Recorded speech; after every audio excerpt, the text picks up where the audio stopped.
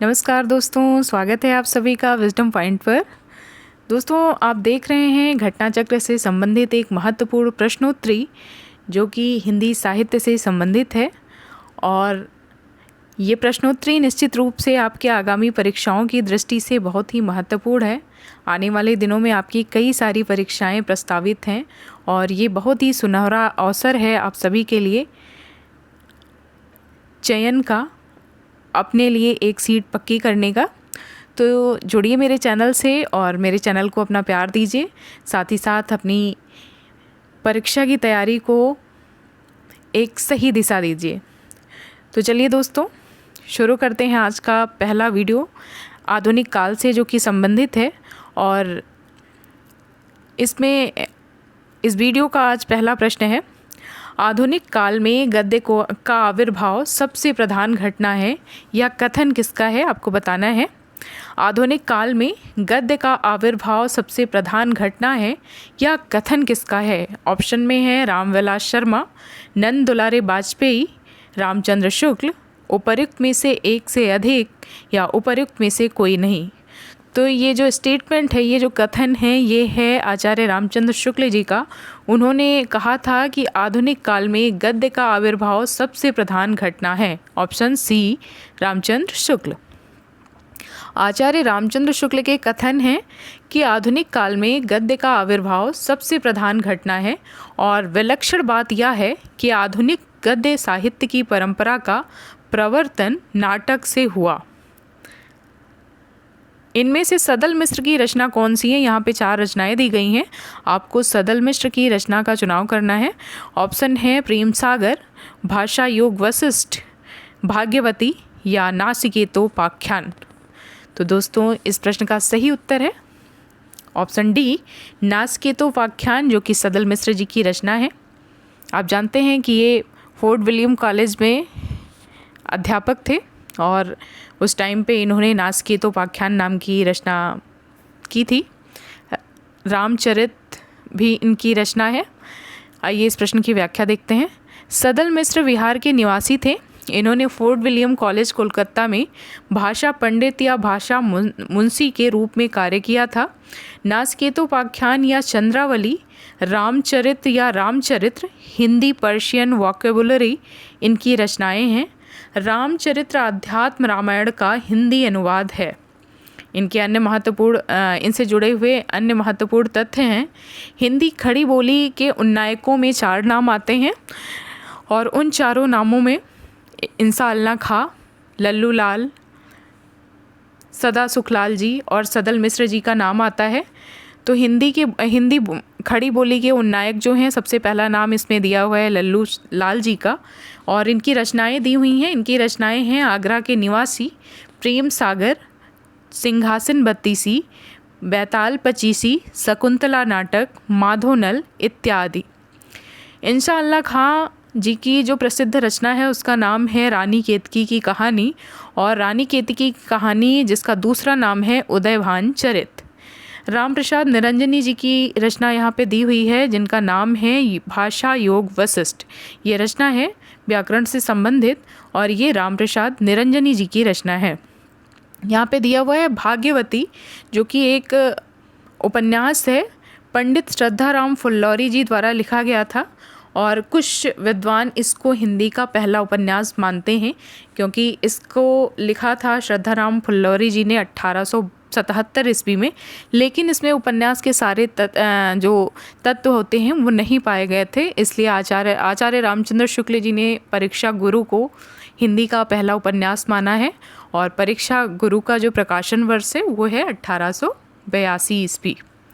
प्रेम सागर के लेखक कौन है? यहाँ पे क्वेश्चन है तीसरा, प्रेम सागर के लेखक कौन है? ऑप्शन है सदल मिश्र, लल्लू लाल, सदा सुखलाल, जो कि इनका नाम था और ये उपनाम नियाज नाम से लिखते थे, राम प्रसाद निरंजनी। तो इसमें प्रेम सागर के लेखक का नाम आपको बताना है। आप जानते होंगे कि प्रेम सागर के लेखक का नाम है लल्लू लाल। Option B. अगला प्रश्न है, आधुनिक हिंदी गद्य के जनक कौन माने जाते हैं? आपको बताना है आधुनिक हिंदी के जनक कौन माने जाते हैं। ऑप्शन है भारतेंद्र हरिश्चंद्र, रामचंद्र शुक्ल, महावीर प्रसाद द्विवेदी या प्रताप नारायण मिश्र? तो इस प्रश्न का सही उत्तर है ऑप्शन ए भारतेंद्र हरिश्चंद्र। आधुनिक हिंदी गद्य के जनक भारतेंद्र हरिश्चंद्र जी माने जाते हैं और इन्हें ही नाटककारों में नहुस को सबसे पहला नाटक माना जाता है, जो कि इनके पिताजी ने लिखा था, गोपाल चंद्र गिरधर दास जी ने। वो हरिश्चंद्र जी के पिताजी थे। और अगर हम देखते हैं कि आधुनिक हिंदी गद्य के जनक कौन माने जाते हैं, तो इस प्रश्न का सही उत्तर है भारतेंद्र हरिश्चंद्र जी। जिस प्रकार से इन्होंने अन्य विधाओं में हिंदी की पताका फहराई है, वैसे आधुनिक, और इसीलिए इन्हें हिंदी आधुनिक गद्य का जनक माना जाता है। इन्होंने सभी विधाओं में लिखा, आप देखेंगे। हाँ, इन्होंने कविताएं ज़रूर ब्रज भाषा में लिखी थी, लेकिन ये उपन्यास भी लिखते हैं, ये जो है नाटक भी लिखते हैं, और बहुत सारे नाटक इन्होंने लिखे हैं। इन्होंने यात्रा वृत्तांत भी लिखा है, कहानियाँ भी लिखी हैं, सारी चीज़ें। भारतेंद्र निबंधकार भी रहे हैं ये। तो भारतेंद्र जी बहुत ही प्रतिष्ठित व्यक्ति रहे हैं हिंदी साहित्य के लिए, और सबसे बहुत इनका जो योगदान जो है बहुत ही सराहनीय है। इस प्रश्न की व्याख्या देखते हैं। आधुनिक हिंदी गद्य साहित्य के जनक भारतेंद्र हरिश्चंद्र जी माने जाते हैं। वस्तुतः भारतेंद्र का उदय हिंदी साहित्य के लिए नवजागरण या गतिमयता का प्रेरक रहा है। इन्होंने नाटक विधा को एक नवीन दृष्टिकोण भी दिया है। अगला प्रश्न है, निम्नलिखित में से भारतेंद्र हरिश्चंद्र की रचना नहीं है, इसमें से कौन सी? ऑप्शन है आषाढ़ महात्म, अपवर्ग पंचक, भक्ति सर्वस्व या हिंदी भाषा। तो हिंदी भाषा भी इनकी रचना है, भक्ति सर्वस्व भी इनकी रचना है, अपवर्ग पंचक भी इनकी रचना है। नहीं है इनकी रचना, तो वो है ऑप्शन ए आषाढ़ महात्म। इनकी रचना नहीं है। इनकी अन्य रचनाएं हैं वैशाख महात्म, प्रमुख रचनाएं हैं। वैशाख महात्म लिखी थी वैकुंठमणि शुक्ल ने। भाषा योग वशिष्ठ लिखा है रामप्रसाद निरंजनी ने। रूपक रहस्य लिखा है श्याम सुंदर दास जी ने। और अगहन महात्म लिखा है वैकुंठमणि शुक्ल जी ने। अगला प्रश्न है, 19वीं शताब्दी से अब तक लिखे गए हिंदी साहित्य को अधिकांशतः विद्वानों द्वारा क्या अभिधान दिया गया है? 19वीं शताब्दी से अब तक लिखे गए हिंदी साहित्य को विद्वानों ने क्या नाम दिया है? तो इसको विद्वानों ने कहा है आधुनिक काल। ऑप्शन बी आधुनिक काल। और इसको गद्य काल कहा है आचार्य रामचंद्र शुक्ल जी ने। 19वीं शताब्दी के मध्य में ब्रिटिश शासन की स्थापना के साथ भारत में वर्तमान युग का आविर्भाव हुआ।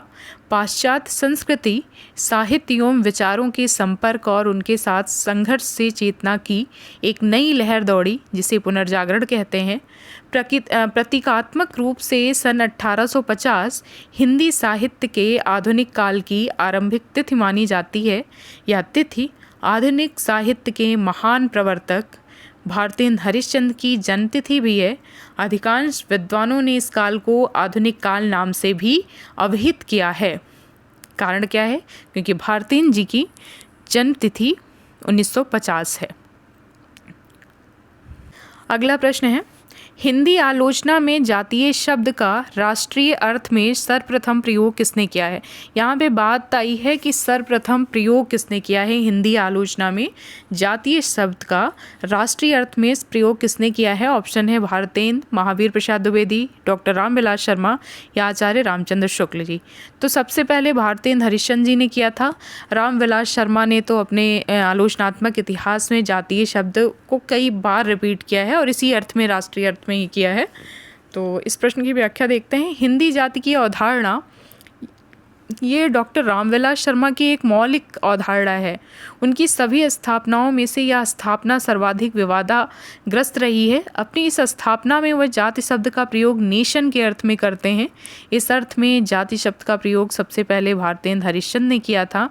उसके बाद कार्तिक प्रसाद व महादेवी प्रसाद द्विवेदी ने भी किया था, जिसकी चर्चा करते हुए रामविलास जी लिखते हैं, हिंदी में तथा भारत की अन्य भाषाओं में जाति शब्द पेशेवर बिरादरी, नस्ल और कौम के लिए प्रयुक्त होता रहा है। कौम के लिए उसका प्रयोग अपेक्षाकृत नया नहीं है। भारतेंद्र हरिश्चंद्र ने जातीय संगीत नामक निबंध में प्रदेशगत जाति के संगीत की चर्चा की थी। किसी पेशेवर बिरादरी के संगीत की नहीं। श्याम सुंदर दास द्वारा संपादित जनवरी 1902 की सरस्वती में कार्तिक प्रसाद के लेख का शीर्षक था महाराष्ट्रीय जाति का अभ्युदय। जाति और साहित्य के संबंध में महावीर प्रसाद द्विवेदी ने वर्ष 1923 में हिंदी साहित्य सम्मेलन के कानपुर अधिवेशन में कहा था, जिस जाति विशेष में साहित्य का अभाव या उसकी न्यूनता आपको दिखाई पड़े, आप यह निश्चित समझ लीजिए कि वह जाति असभ्य किंवा अपूर्ण सभ्य है।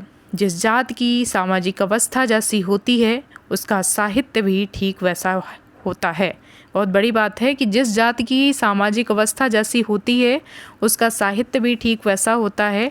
अतः स्पष्ट है कि हिंदी की आलोचना में जातीय शब्द का राष्ट्रीय अर्थ में सर्वप्रथम प्रयोग भारतेंदु हरिश्चंद्र जी ने किया था।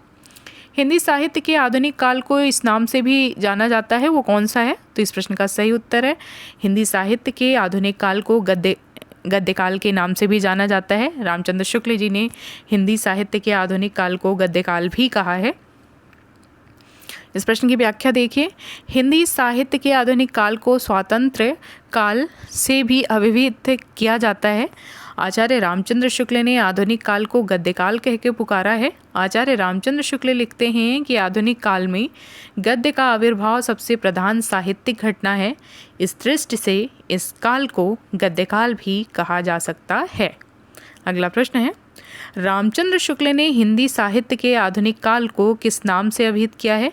तो इस प्रश्न का उत्तर आपने इससे पहले के प्रश्न में देखा, गद्य काल। अगला प्रश्न है, गंगावतरण काव्य के रचनाकार का क्या नाम है? जो गंगावतरण काव्य है उसके रचनाकार का नाम क्या है? ऑप्शन है भारतेंदु, जगन्नाथ दास रत्नाकर, श्रीधर पाठक या सत्यनारायण कविरत्न। तो इस प्रश्न का सही उत्तर है ऑप्शन बी, जगन्नाथ दास रत्नाकर जी गंगावतरण काव्य के रचनाकार हैं। गंगावतरण जगन्नाथ दास रत्नाकर की काव्य रचना है।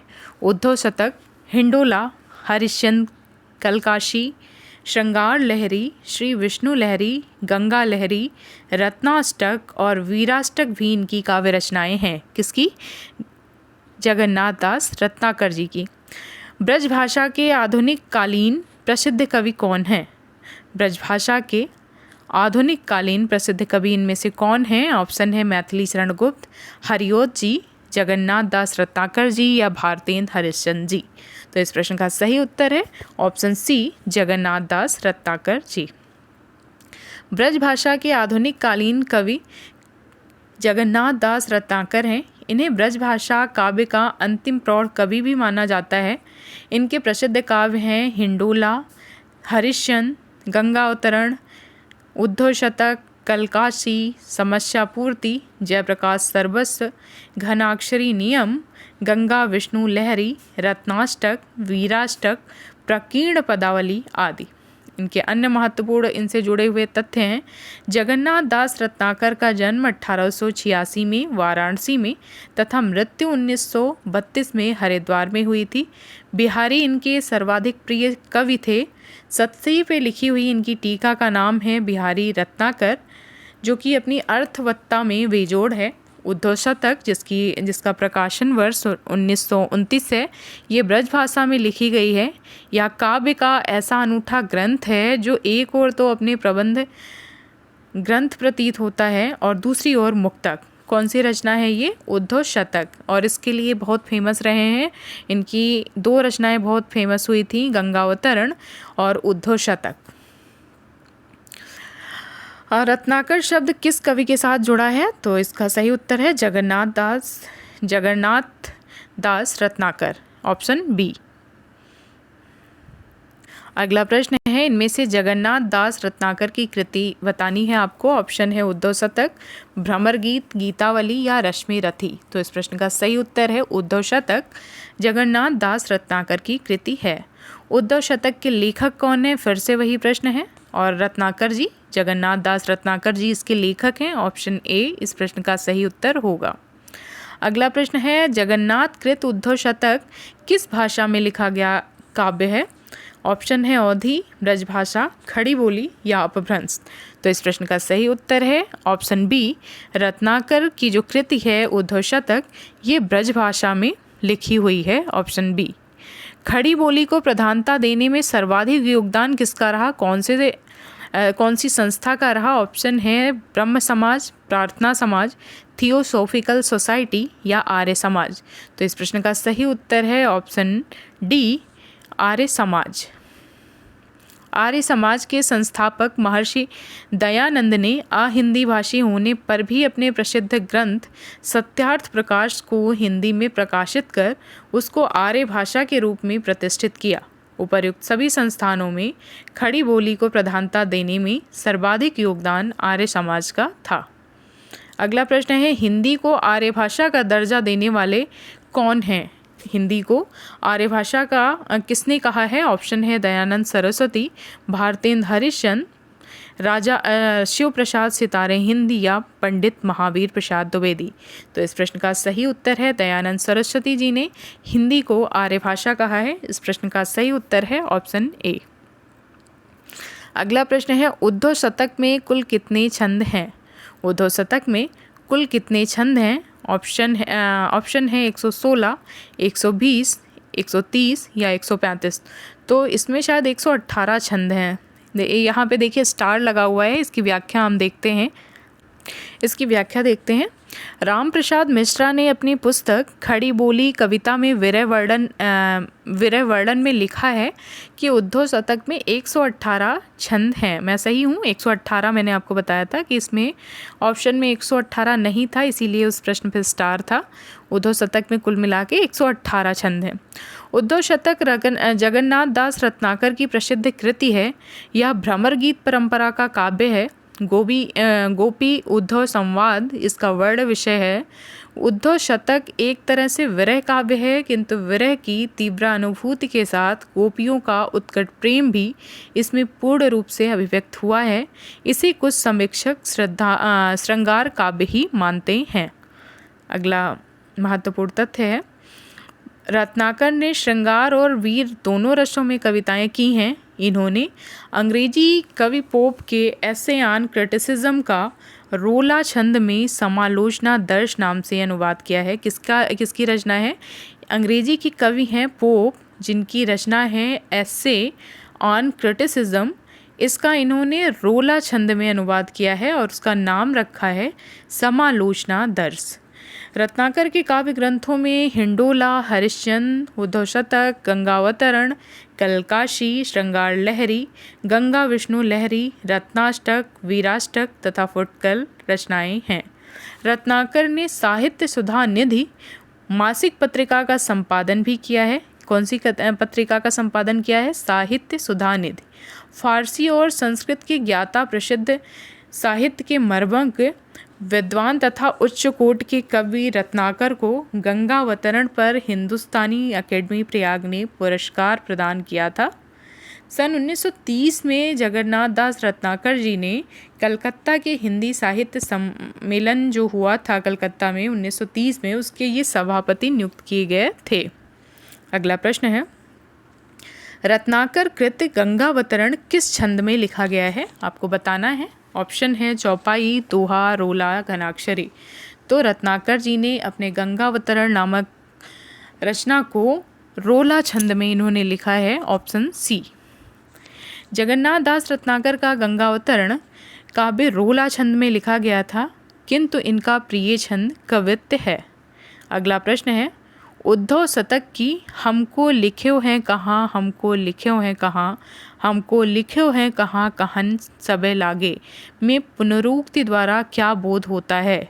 ऑप्शन है भाव का अपकर्ष, भाव संधि, भावोत्कर्ष या भाव सबलता।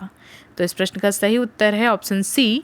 इन पंक्तियों में भावोत्कर्ष होता है। सब कह रही हैं कि हमको लिखे हैं कहाँ, हमको लिखे हैं। सारी गोपियाँ उद्धव से पूछ रही हैं। जब उद्धव कृष्ण का खत ले जाते हैं तो वो पूछती हैं हमको कहाँ लिखा है, हमको कहाँ लिखा है, हमको लिखे हैं कहाँ कहन सब लागे। इस प्रश्न की व्याख्या देखते हैं। प्रस्तुत पंक्तियाँ जगन्नाथ दास रत्नाकर के उद्धव शतक से ली गई हैं। उद्धव के ब्रज पहुँचते ही गोपियाँ श्री कृष्ण के प्रेम संदेश को पाने के लिए अति उत्कंठित एवं आकुलता व्याकुलता से दौड़ पड़ती हैं, जो कि भावोत्कर्ष का प्रतीक है। अगला प्रश्न है, कालिदास के शकुंतला नाटक का खड़ी बोली में अनुवाद किसने किया है? ऑप्शन है राजा लक्ष्मण सिंह, लल्लू लाल, सदल मिश्र, या उपर्युक्त में से एक से अधिक, या उपर्युक्त में से कोई नहीं। तो कालिदास के शकुंतला नाटक का हिंदी खड़ी बोली में अनुवाद किया है राजा लक्ष्मण सिंह ने। Option A.